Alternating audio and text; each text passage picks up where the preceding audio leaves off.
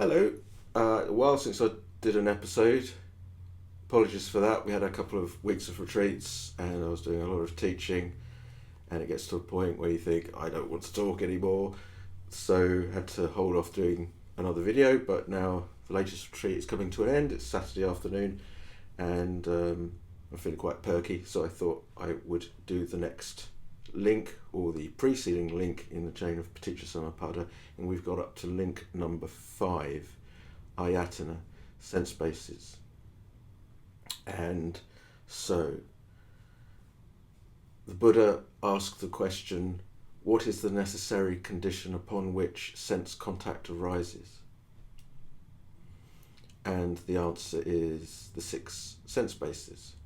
Without there being the sensitive matter of eye, ear, nose, tongue and body, and without there being the base of mind, sense contacts cannot arise. So sense contacts only arise because the sense bases arise. So there are visible objects and there is seeing because there is the base of eye, EYE. There are sounds and there is hearing because there is the sensitive matter of the ear, and so on.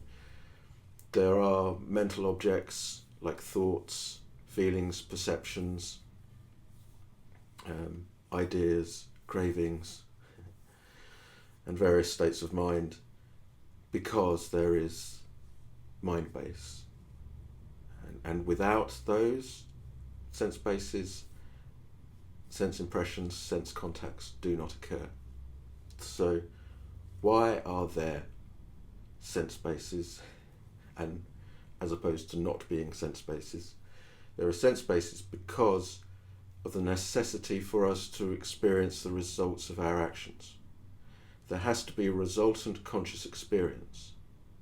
Consciousness can only arise because there is a body and a mind operating in an environment with these sensitive material structures acting as the interface, the media between what we ordinarily think of the external world and our internal environment. Those sense bases have to be there as a necessary condition to allow resultant consciousness to arise. So the sense bases are born of past karma, right, past action. So again, we come back to this whole thing of which that is, you can't deal with one link as an isolated unit. In order to understand it and explain it, you have to actually employ the whole of Paticca Samuppada. So that's why the 6 sense bases arise. So it's really, really helpful for Vipassana meditators to learn to include the sense bases as objects to be noted in meditation and in their mindfulness practice. It's really important to do so because that will show you conditionality. It will become abundantly apparent that, as I said earlier, seeing only arises because there is a eye base, that sense contact only occurs, seeing contact only occurs, visual objects only occur because there is a sensitive matter of the eye. Sounds, hearing only occurs when there is a working ear, the sensitive matter of the ear present. In their absence, the sense bases, sense experience does not occur. I don't know if we've gone through the old adage of the tree falling in a forest where there is no one to hear. Does it make a sound? Well, thinking of it in terms of ultimate experience, there's no sense base, there's no sound. There's no working ear, no sound arises. So it kind of answers that one, doesn't it? So, yeah, so the trick with practicing mindfulness with regards to sense bases is to think how it is that we have these 6 sensory fields operating. The Buddha, in the Lesser Discourse on Emptiness, said that with the realization of emptiness, all that remains is this degree of disturbance. That is to say, the 6 sensory fields which, conditioned by life, are grounded on this very body itself. So the 6 sensory fields are grounded on this very body itself. So the sensory field of seeing is made up of the visual object, the sensitive matter of the eye, and seeing, consciousness. The sensory field of hearing is made up of audible objects, the sensitive matter of the ear, and hearing. And so for all 5 senses. And the sensory field of mind is made up of mental objects, the mind as the base, which then gives rise to mind consciousness. So the sensory field of mind is made up of those things. And so you can actually practice mindfulness in quite a general way, in a very successful way, in just applying yourself to becoming aware of arrays of visual objects, or arrays of sound objects, or arrays of tactile objects, or arrays of taste, or arrays of smells, or arrays of mental objects. So you're only being mindful in big chunks. You're just being mindful of the sensory field of seeing, of hearing, of tasting, of touching, of smelling, of mind. And if you can include in that the objects, the arrays of objects that are being noted are only arising because in that moment there is also the arising of the relative sense base. So visible objects are only arising because of the sensitive matter of the eye. So visual objects are arising conditioned by eye base. Sound objects arise conditioned by ear base. Smells arise conditioned by nose base. Tastes arise conditioned by tongue base. Tactile sensations arise conditioned by body base. Mental objects arise conditioned by mind base. And you note the arising, therefore, not only of the visual object, but also of the base. And here we have to remember that we're dealing with ultimate reality here, not the way that we conceptualize the reality subsequently. So rather than thinking of the ear as this permanent thing which is always here, ready to hear, or the nose as always being here, ready to smell, so being fixed and moving through time, in ultimate terms, you have to understand that we are talking about materiality appearing in that moment, born of past karma, appearing in that moment in what's the word I want to find here? So the sense base is arising with the object and with consciousness in that moment and ceases in that moment. So it's originated, born of past karma, it's there in that moment, it exists, it takes the object, it's the media between the object and consciousness, if you like, and it ceases immediately. So when there's an array of visual objects, there's the eye base, and the eye base ceases as those objects cease. So you can't think of it in terms of it's me hearing, it's my ear, or it's my eye, it's me seeing. In ultimate terms, in terms of Vipassana meditation, we are looking at what is actually taking place. And what is actually taking place, that in that moment the physical bases and mind base are arising with their relative objects and cease instantaneously, to be replaced with obviously a very similar instance subsequently, but it's not the same instance, it's a new instance. Life never repeats itself. So you've got it.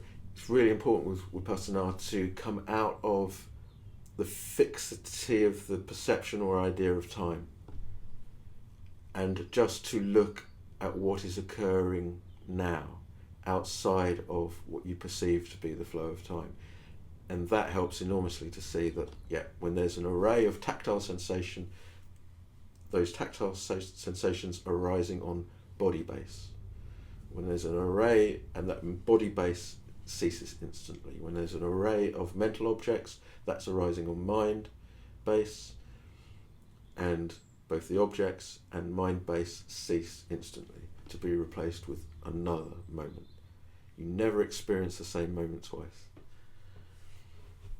Also with the senses, and I think what helps is also to establish that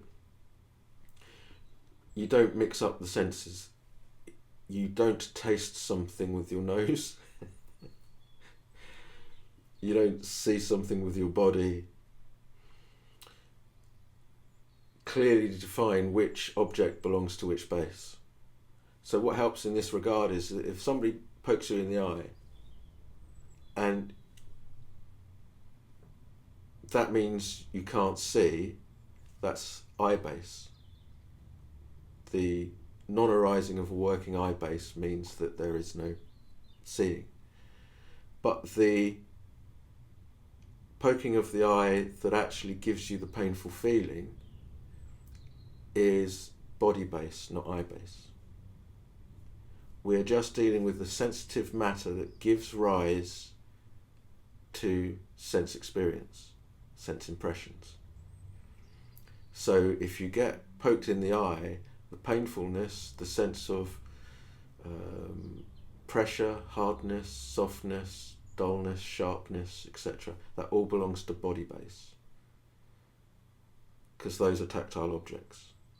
And the painful feeling is arising, conditioned by the contact. Another example, tongue.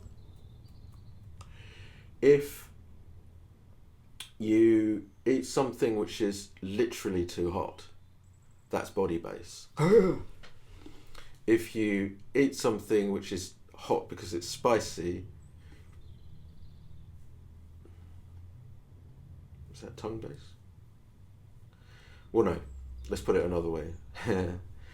So if you eat something which is hot, literally hot, it's too hot, that's body base, not tongue base. The tongue deals with the flavour of the object. So it just deals with flavours. So flavour is the object of tongue base. So is it salty? Is it sweet? Is it sour? There's one more. Sweet, sour, salty. It's not spicy. Maybe you can tell me, remind me what the fourth taste is. I can't think of it off the top of my head. So do you get the difference? Because that's really important to see the difference. So someone whacks you on the nose, that's body base. That's not, because it's not a smell. That's what I'm saying. Can you see the difference? So we're looking at the sensitive matter that gives rise to the particular sense experience. Yeah, I think that will do. And of course, seeing it all in this way, and seeing that object, base, consciousness are arising conditioned, in a conditioned way, and that their nature is to arise and pass away, shows you that it cannot be me or mine or myself. So the tendency is to believe that I, Iwai, is me, mine or myself. Hearing is, or the ear is me, it's my ear, it's me hearing, and so forth. And one thing you might want to investigate is perhaps doing some study of the biological aspects of how the physical senses actually work, and how unreal, or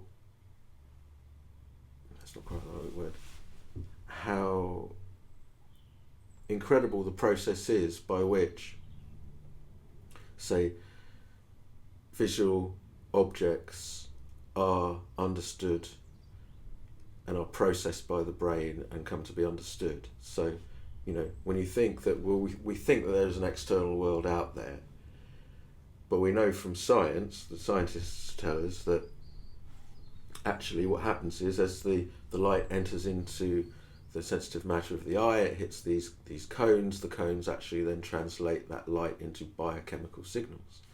So what is it that we're actually seeing? And where are we actually seeing that? If actually what we're...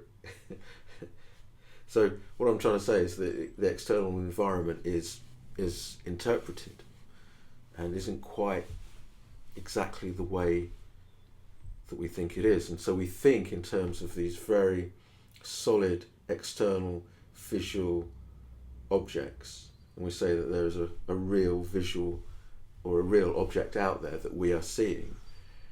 But is it quite like that? If it's just a matter of light being transmuted into biochemical signals, then what is it actually that we are experiencing? And is it as real and as solid as the mind in its weaving conjures it up to be? I mean, I'm a sound person by nature. I'm a musician, not professionally, anything but I deal a lot in sound, and I listen intently to sound, and it's just vibration.